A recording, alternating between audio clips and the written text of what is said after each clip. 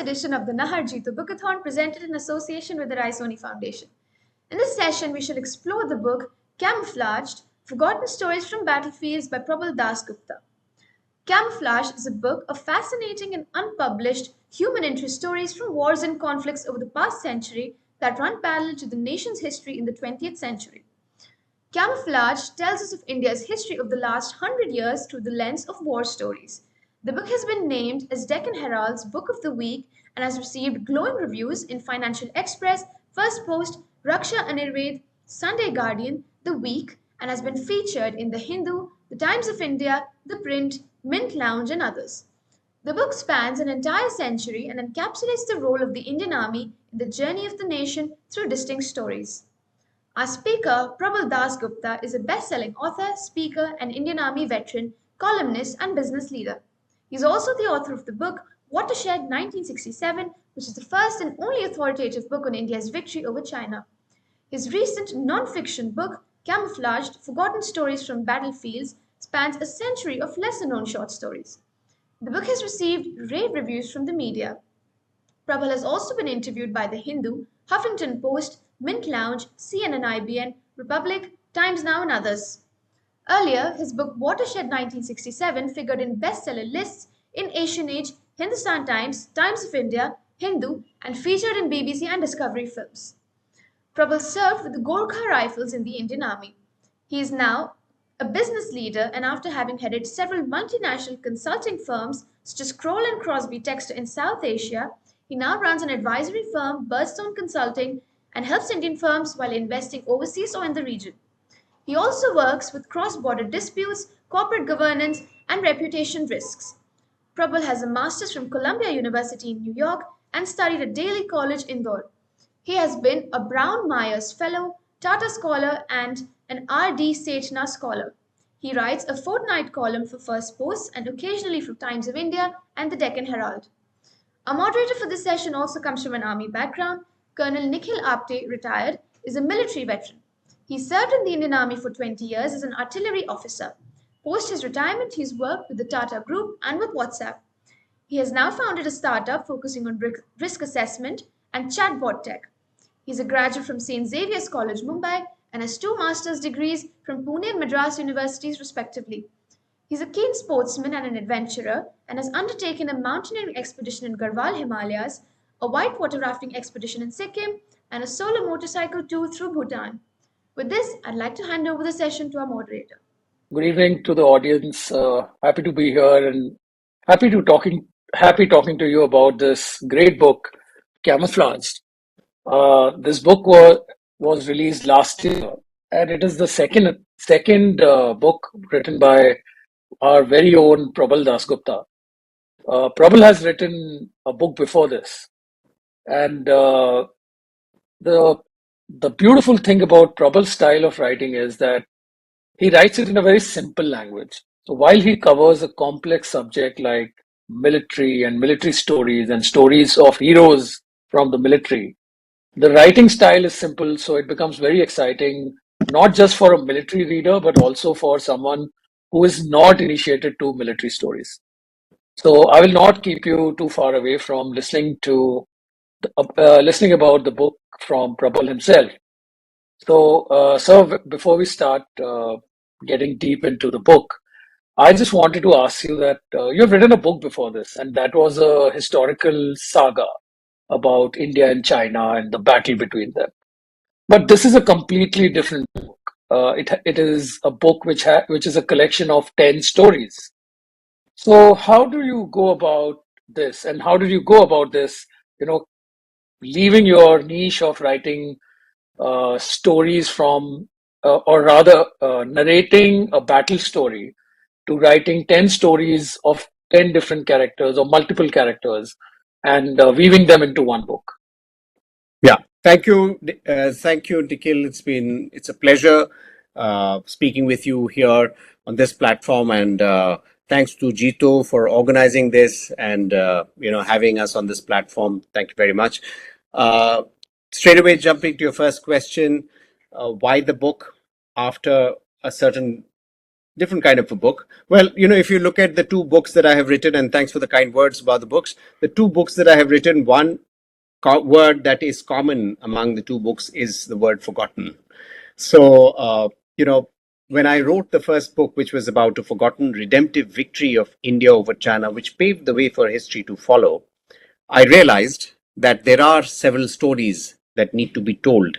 And India has more war stories than most other nations. That led me to start thinking about stories that need to be told. I realized that, the Indian Army has been involved in wars and conflicts and action and drama across the world in the last century, to the extent that involvement has actually, played a role in the evolution of India as a country, as the played a role in the evolution of the world order, and has a significant role that goes beyond those events, those tales being just military action stories. They're stories of humanity, they're stories of people, they're stories of personalities and different emotions. So I started to think that, look, I mean, we hear many stories in regimental messes and cantonments, which not don't really go out to the public.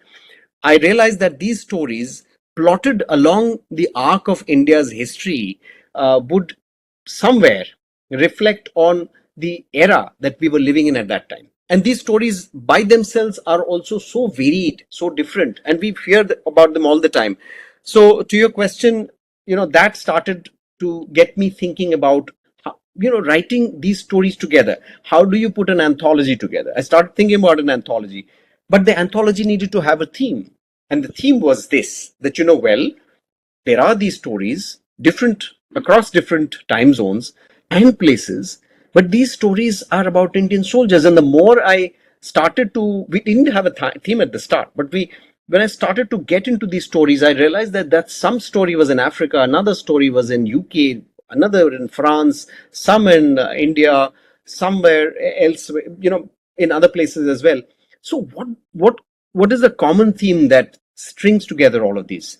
And the common part is that, in the last century, wherever there has been a global world changing event, to the events that resulted in the formation of a new country, which is ours, and then the events that followed in the 70s and 80s and 90s and the 2000s, all have involved the Indian Army, the Indian Armed Forces in some way or the other. And these stories convey the eras that we lived in. That formed the theme. I dived into the stories, found more, and journey kept going. It's also an evolution of you as a writer, starting with writing a historical account of battle and now stories. And probably in days to come, we'll get from you some completely different kind of a book. But notwithstanding, what I'm also intrigued by is the name. Yeah. Camouflaged, as we understand, camouflaged is something that is kept hidden purposefully. So while you alluded to it while in your previous answer, but why the name? I mean, it's such a different name. Are you Yeah. trying to dig up something which has been hidden, or are you trying to hide something which is Yeah. lying around in plain sight? Right, right. Yes, I think, again, I go back to the previous book, and I realize that, the name in some way must capture the essence and meaning of what you're writing. Uh, During the writing of the first book, and the first book is Watershed 1967, it essentially talks about that year being the watershed in terms of the history. And watershed is, a geographical feature that divides two different lands. And, it was a political and historical, military, geographical watershed of every kind. So that kind of told the story itself, the name itself did that. Similarly, while thinking about writing the second book, I realized that there has to be a name that reflects that kind of portrays the essence of what the stories stand for. And I realized that, some of them were forgotten. Some of them had not been published. Some of them known, but not known enough. Some untold. So what are these again? How do you define all of this under one umbrella? And I said, अगर मैं हिंदी में बोलूं तो कुछ दिखते हैं, कुछ नहीं दिखते हैं. And in military, camouflage is a term used to ensure that one is not revealed. So in this case, the stories had not been revealed, if I were to put it this way, and therefore, given that they had a military underpinning, camouflage was a term that I thought would be apt in terms of describing a set of stories that are forgotten but essential. Because also, apart from being hidden, usually camouflaged, in a way, is also describing something hidden but something essential too. So when we say camouflaged, we define it as something hidden, but at the same time, we do not talk about it, but it is also usually an object or an asset or people or something which is important or key in one's own way. So, and that's why camouflage, that it's something that it has a mysterious tinge to it, and I like to surprise people with the names, because the name has to have a certain effect wherein you are forced to ask why. And I'm happy that you asked the question, and this is why. And thanks a lot for clearing up that intrigue. This is a bunch of 10 stories, and we will dwell on some of these stories as we go by in our conversation today. But right up the top, right on top, I want to ask you that you are the father to all these stories, and you've done a great job of highlighting not only the people, but their lives and their life stories as part of your book.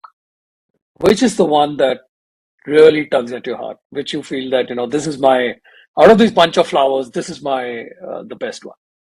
Yeah. So, Nikhil, you started by saying that I was the father of the story. So it's difficult to then say which of your children is the one that you would send to Harvard and which one you would, not. So I think that's a difficult question. My father always had my siblings as his favorite children, so I can always ask this question. Well, yes. So that's always you're right. I mean, there's always a favorite in some way or the other. But like all siblings, some siblings are good in some way and some in the other way. And I would look at these 10 in terms of where they are. For instance, the book is divided into 3 parts by way of timelines. Part 1 deals with the pre-independence time of India's journey. And those stories talk about how Indian soldiers were involved in certain actions and certain stories in different parts of the world. And part 2 deals with a new country, and part 3 deals with the present times. Talking of which, part 1, for instance, has a favorite. Now, it's a favorite by way of certain means. The story of Charan Singh Dhillon, who went to Africa, enrolled and recruited as a young soldier. He wanted to join as an officer. And poor Charan Singh Dhillon did not know that, before he was going to join us, it would take him 20 years to become an officer, because that's how the long wait was. And I will leave it to the readers to decipher why 20 years. But the mystery is also due to the fact that, he was a prisoner of war as he went to Africa, and he was about to set sail back in India to join the Officers Academy and become an officer. He was taken prisoner by Rommel's troops, and he spent the entire World War from the prisons, but he maintained a diary. So why favorite? Because the journey of writing the book involved talking to his son, reading his diary, and it was almost like living the person's experiences and then reconstructing a story out of it, which to me was an incredible experience. And given that Charan Singh Dhillon's experience, if my experience was incredible, you can imagine what he had gone through. Many lives in a war, outstanding story of resilience and comeback from someone. So that story is one. Then in part 2, which is the post-independence era, I liked all of the stories for the twists and turns, and I think that kept me agog during the journey of it. But I would specifically point to the story of Haripal Kaushik. Again, Colonel Haripal Kaushik's story was incredible in the sense that, he was a hockey star, Olympian, Olympic gold medalist, war hero, comes back from the dead, given up for dead, comes back from a horrible war of 1962, and comes back to establish himself and go back to win the Olympic gold. And the entire journey was so incredible. And again, in terms of speaking with sources who spent time with him, I remember speaking with General Khurana, again his contemporary, retired, living in Chandigarh, talking to him at his home in the evening. He narrated the entire story of Bumla in 1962, the war of 1962 with China, and all that had happened. A lot of people died. The boss, which is the commanding officer, that unit, he also died along with several other people. And Colonel Haripal Kaushik escaped the ambush and lived without food and water for 20 days. And what happened there? Narrating the experiences, people got emotional talking about all of that, which again, to me, that was an experience. The journey of writing the story itself was quite incredible. The third part 3 was the story of the current times, and the current times had more complex stories, which is the last part of the book. There's a story that involves the militant and the major. These two individuals are both, they're in their own spaces. They have they take pride in what they do, and they meet. And what happens there? There is a conflict not by way of the physical conflict itself, but the conflict in terms of their choices. And the major has to make an important decision to let go the militant or kill him, because he believed that the militant was innocent and he could be brought back to the mainstream. This is set in Kashmir Valley. So the intricacy of the story, the intrigue of it, and the fact that it lay completely in the grey caught my attention. So these 3 stories in different parts of time appeal to me as the 3 most favorite children. Thanks, and I'm glad that you could pick your 3 favorite children. The tough ask. And yeah. I'm sure. And you mentioned this, that the stories span almost 100 years. It starts with the World War I stories, and then you're also covering the 26/11 Mumbai attacks. Yes. So how do you go about picking these stories? Because there could have been a million stories, but you have picked these 10. Yeah. And are you suggesting a subtle commonality or a subtle thread that weaves through all of them? So see, what happens is once you decide a theme, you go about figuring out which story had happened when. The theme was that, do they reflect the era that the country was going through? So for instance, the first story talks about 2 fighter pilots, and they're the protagonists there, the pioneering fighter pilots in India's history. And this happened a decade after the Wright brothers had invented the flying machine. So India had 2 fighter pilots. Now, very little is known about them. So when I came across some of these stories, I wanted to understand what they mean to the overall theme. And I realized that I was looking for certain stories I was looking for, and then I was connecting it to the theme as to whether they are important to the journey of the country. And I realized that they were. So documenting the story of the first fighter pilots and the twists and turns and everything that happened there, talking about the story post-independence of of how a 17-year-old boy protected Ladakh. So I went, I was looking for a story of 1948, for instance, 47-48, where, how there was an Indian unit in Pakistan which had raised the flag before the independence flag was raised in India. And they had done it in the midst of the Pakistanis and under the sharp gaze of Pakistani commanders who had been their bosses till the previous day, but the independent, India and Pakistan had gone their separate ways, and they were to come back to India, and how they smuggled the entire silverware from Pakistan into India and brought that, and that was a unit's glory. And we know how much a silverware is important to an army unit, so they had to bring it across to India, and that's an incredible story. But I went looking for that story. I found the story of Rinchin, a 17-year-old boy who protected Ladakh. So there were stories that I went looking for. I found them and I plotted them into the theme. Then there are stories that, so you go looking for stories, and there are stories that come looking for you. So both, it happens both ways. It's when the stories come looking for you, are you more mesmerized, because you realize that they just happened. I was sitting, for instance, I was sitting with my mates and the officers and fellow officers at a regimental get together in Delhi, and at breakfast, and there is a story that was being told about how a mistaken identity during the 26/11 terrorist attacks in Mumbai led to confusion, because the wife of a certain officer thought that her husband had been killed. However, the television ran a wrong ticker, because it was somebody else by the same name who had got killed. So, who had died in the operation, died in action, killed in action. So, Major Sandeep Unnithan had passed away fighting militants. He had attained martyrdom, and he was killed in action. However, the name wrongly mentioned Sandeep Sen. Just mentioned Sandeep in the news, so that led to confusion. That led to a breakdown at home in Manesar, from where the NSG had come to fight the terrorists in Mumbai. If for the consumption of the larger audience, that this story is about 26/11, the terrorist attacks in Mumbai, and very close to our recent times. So these stories came knocking on the door. I had to finish the book somewhere. So 26/11 is when is a recent event in public memory.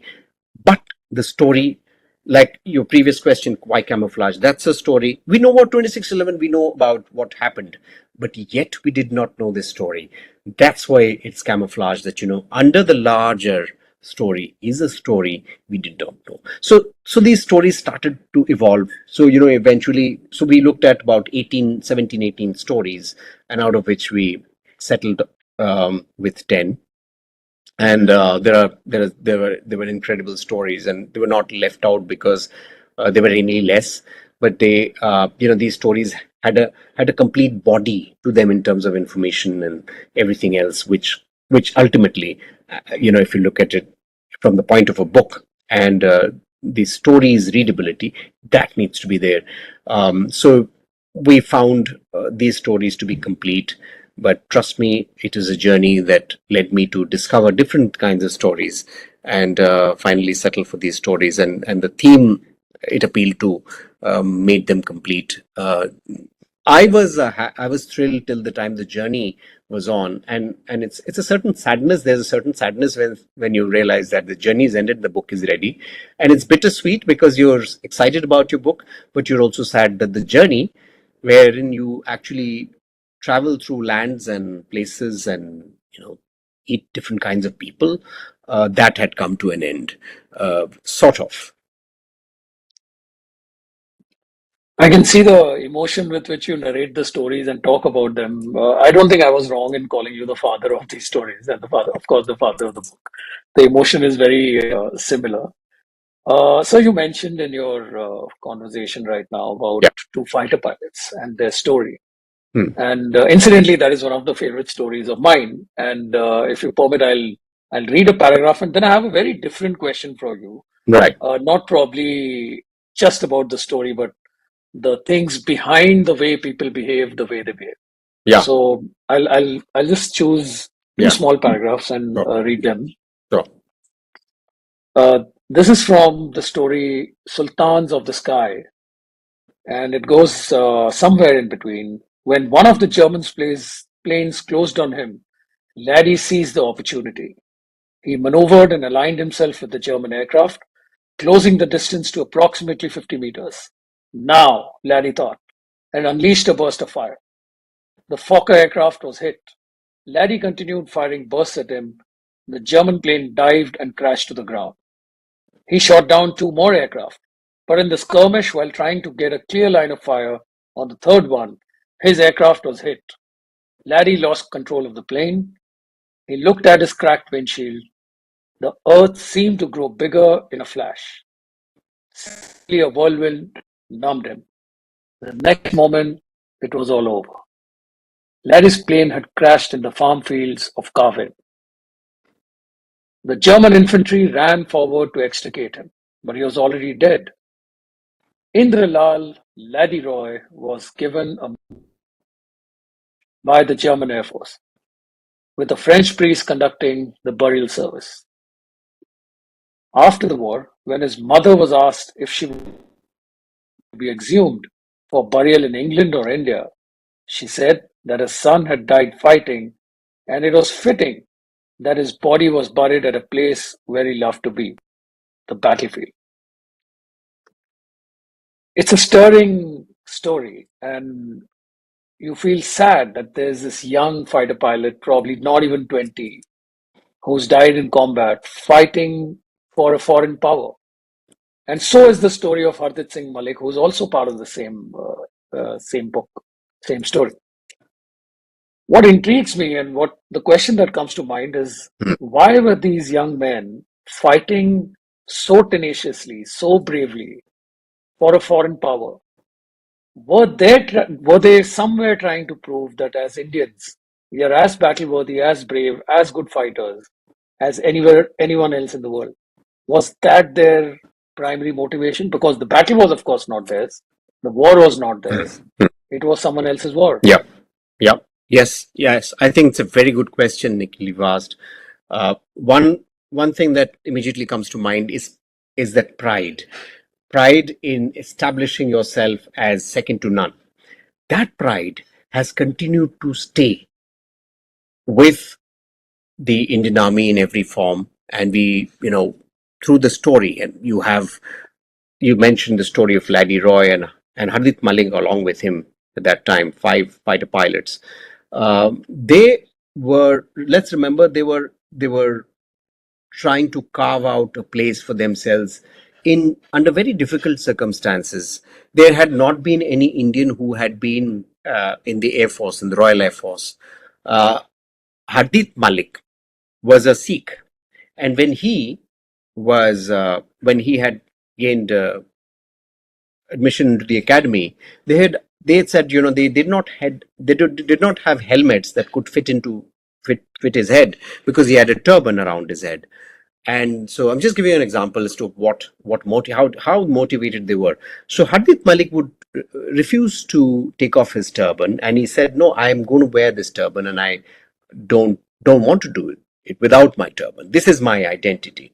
And so they made a separate kind of a helmet to fit Hardeep Malik's head, and Hardeep Malik was the first fighter pilot India has ever produced. So, and he was called in the academy, in the Flying Academy in England, as the flying hobgoblin. Flying hobgoblin. So, and that's a very British term, hobgoblin. So that's how he was. And on his aircraft, they were flying for England. On his aircraft, he had inscribed India. He had written India. So that's that again. So 1914, 1915, First World War, very clear who he was. Very clear, Ladiroy, who he was. They were Indians. They were fighting the war. They were fighting to establish their identity. They were fighting to establish a fact that the Indians were second to none. Ladiroy established himself as one of the finest flyers of the war. He downed 10 German planes.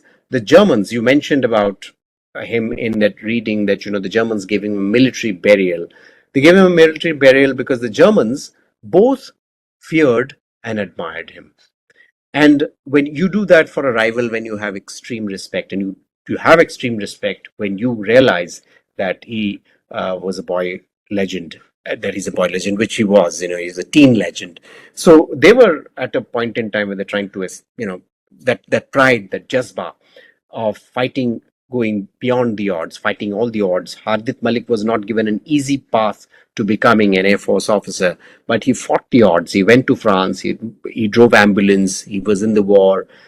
He wanted to join the French Air Force, and his former professor in England heard about it, and he would have none of it. So he brought Hardeep back to London, ensured that the British gave him a shoe-in into the British Air Force, because they didn't want to lose Hardeep Malik to France. So that good, these men were that good, which is why, which is what they proved, and which is what led them to be fighting the war. They fought the war on their own terms. They fought the war for India, and I think that is something that really appealed to me. That these people, Hadith Malik writing on the body of the aircraft, India, is an image that stayed with me. No, absolutely. So thanks for this.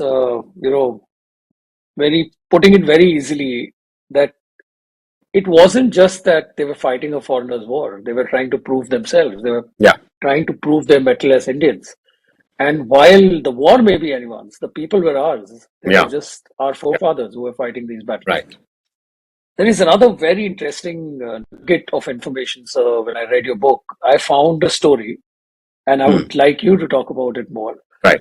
which almost resembles the plot of this movie 1917. And this was a blockbuster Yeah, Hollywood movie. yeah, yeah. And when I read the story and when Huh. I've seen the movie earlier, Yes, I see a lot of, common thread. Of course, people are different and, yes, the stories are slightly different, yes, but there is a common thread. yes. So is it true that this inspired that? So, well, I'll put it this way. I was researching the book. I was researching the story of Gobind Singh, the story of Lance Dafadar Gobind Singh, who earned the Victoria Cross by his gallant deed, and that's the story.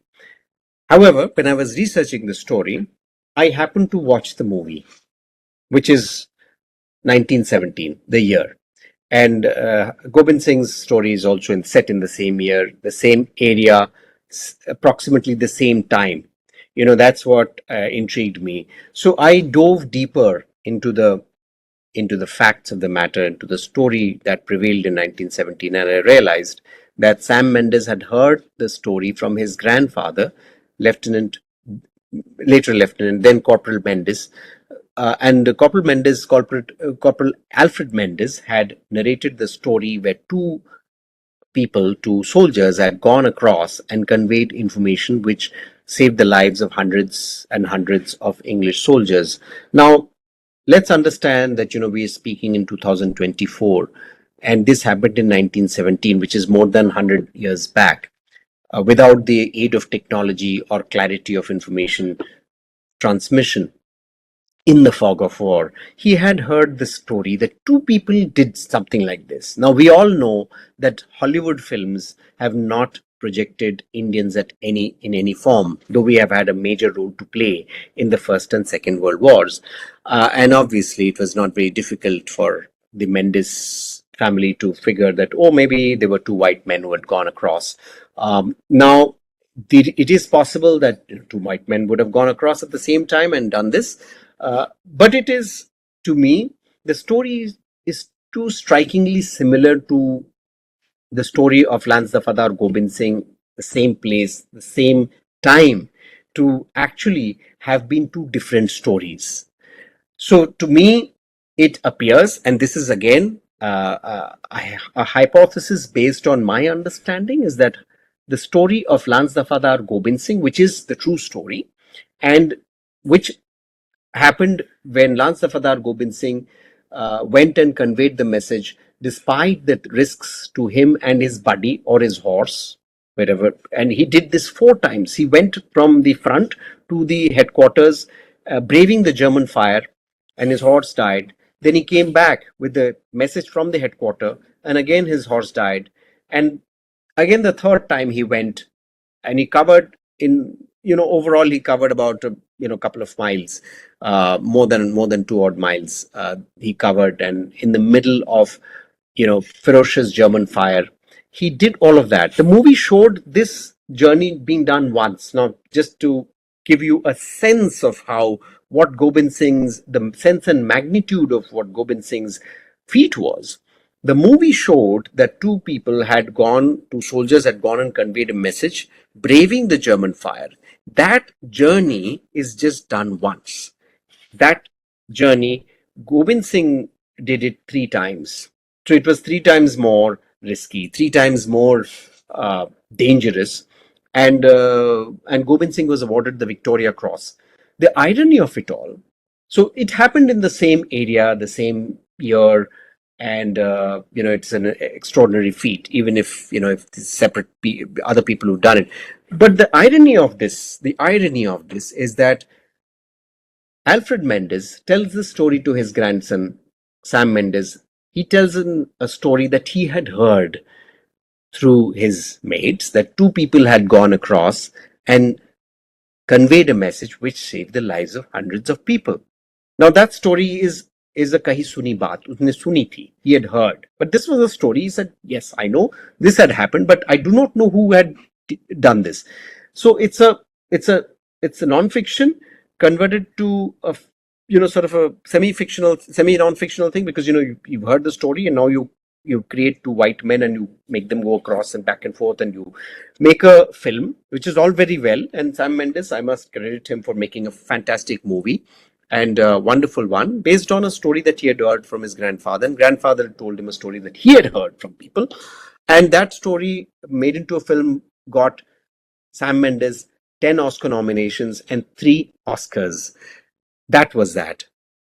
The irony is that Gobind Singh, whose story is the actual one, and probably this film is made on his story, was forgotten by us.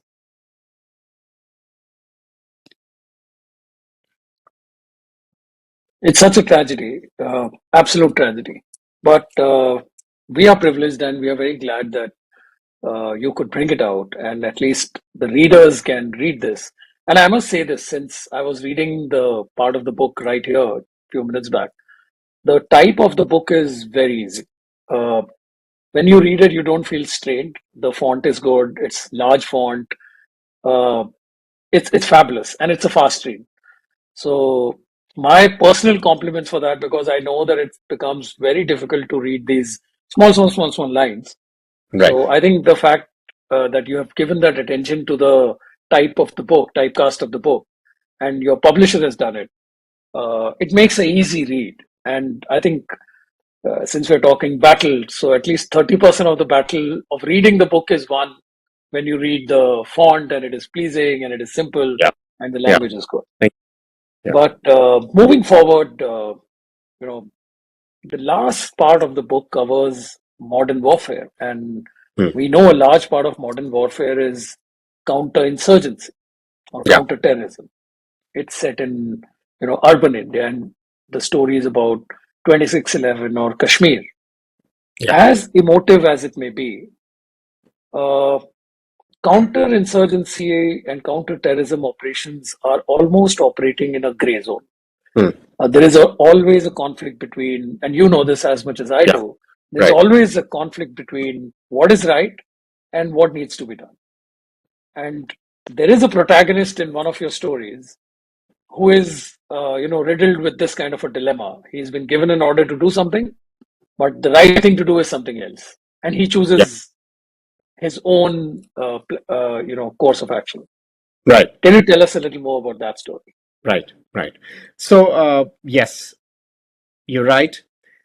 The third part, or the last part of the book, deals with the complex gray areas and stories which evolved as the adversary or the enemy became a part of us, because insurgencies grew. So there was no enemy who wore a uniform. They could be part of us. It was an insurgent or a militant or a terrorist, and that's where the dealing with the adversary becomes very complex.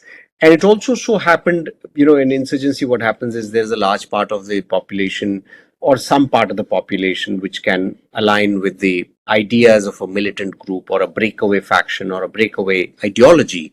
And we all have known about the issues of Jammu and Kashmir, the Kashmir Valley, for a long time. The trouble started in 1989, which was, financed and supported by cross-border militancy by Pakistan during that time. And thereafter, in the 90s, when this grew, there were young officers who had been posted there, who were blooded, who were, sort of, if I was use the word, debuted or blooded as army officers in the combat zones of Kashmir, in the areas where militancy started to take root, and really was a hot spot in the 90s.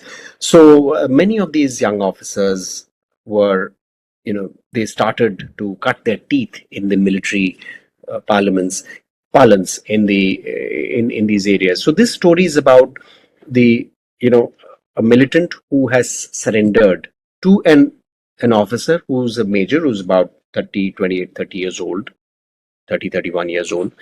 And he's a young officer who has spent a lot of time in the valley, who's had a ear to the ground, who also understands how the sort of locals move, what happens, how the intelligence moves, intelligence in terms of information, how does it move in, move out. And he has a ear plugged to the ground. He's the guy who rolls up his sleeves and does a lot of these operations, dirties the, he's kind of, he's rolling up his sleeves and he's working with on the ground. So he's aware of a lot of these ground situations. So that's one. And then the militant surrenders, but you have another perspective of his boss who believes that militants, the militant is there and he needed to be killed. So he says that. And it's very well for us to sometimes easy for us to sit back in retrospect and say, oh, you know what, the boss cannot say that, kill him or bump him off, because that's not how he should be speaking. But in a complex insurgency of this nature, there are no rights and wrongs. There are grays. And someone said, you need to bump him off. He's a militant. He has a perspective. Someone closer to the ground who has been fighting, rolling up his sleeves, and sort of being in the heart of the matter, has a certain point of view. And that's where there is a conflict of views between a boss and an officer who believes that at the end of the day, and that's why Indian Army over the last 3 decades, if we look at it, has been able to contain the insurgency there, has been able to finish off the more hardcore elements and bring back a lot of people into the mainstream. So this was a story of how someone gone astray was given a chance to come back into the mainstream, and which is what the young officer managed to do despite the boss's orders. So there was a conflict of interest, but he takes a call which is very interesting. He goes against the boss's orders, but at the end of the day, the young officer is proved right. And but not that I mean that somebody is wrong, but it's just that it is a play of perspectives, which is why conflicts in a gray zone assume this kind of an intrigue. If there was no gray, there wouldn't be any insurgency. Let's put it this way: there is insurgency, there's gray, there's a lot of gray in terms of how, but it's also pointed to how you take your decisions and what options do you choose. That's something that is important, and those options kind of define the whether our decisions are right or wrong. So this is a story about several kinds of those dimensions in a complex environment. Great, sir. Thanks for this. And I think we are at time. Yes. All I need to say is thank you. Thank you for enlightening us with your perspective of the book and the stories. And to the audience, I would say that I hope you enjoyed our conversation. I think we have already given you a taste and a smell and a bite of all the great stories there are within this wonderful book.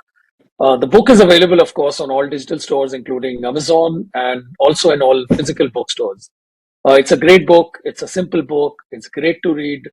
I think it should keep you engrossed enough to finish it very fast and leave you with a lot of aftertaste to enjoy. So that's it from us, sir. Thank you so much for being here, and thank you so much for enlightening us. Pleasure is mine. Thank you. Thank you very much. And thanks to Jito for organizing this. Thank you.